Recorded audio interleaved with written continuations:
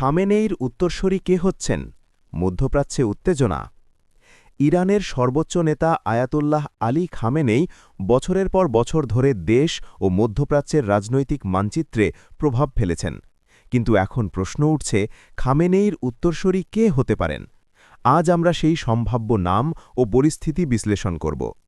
ইরানের সর্বোচ্চ নেতা শুধুমাত্র ধর্মীয় নেতা নন, তিনি দেশের রাজনৈতিক, সামরিক এবং কূটনৈতিক সিদ্ধান্তের কেন্দ্রে অবস্থান করেন।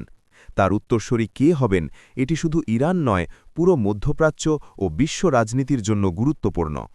উত্তরসূরি নির্বাচন সমান মধ্যপ্রাচ্যের ভবিষ্যৎ।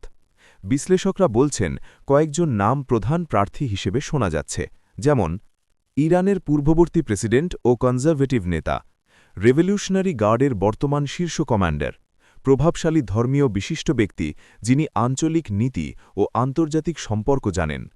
ইরানের সর্বোচ্চ নেতার নির্বাচন সম্পূর্ণ স্বয়ংক্রিয় নয়, এখানে অ্যাসেম্বলি অফ এক্সপার্টস গুরুত্বপূর্ণ ভূমিকা রাখে। তারা প্রার্থীকে যাচাই করে, ক্ষমতার দিক থেকে মূল্যায়ন করে এবং শেষ পর্যন্ত সর্বোচ্চ নেতৃত্ব নির্বাচন করে।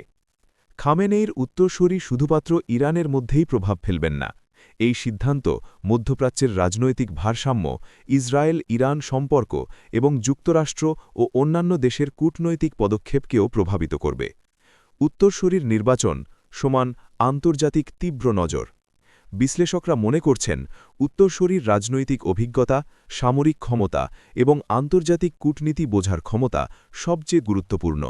এর ভিত্তিতে তারা আঞ্চলিক স্থিতিশীলতা বজায় রাখার চেষ্টা করবেন। অতএব খামেনেইর উত্তরসূরির নাম এখনও চূড়ান্ত হয়নি, কিন্তু আন্তর্জাতিক মনিটরিং ও বিশ্লেষকেরা মনোযোগ রাখছেন। একদিকে শোক, অন্যদিকে উত্তেজনা।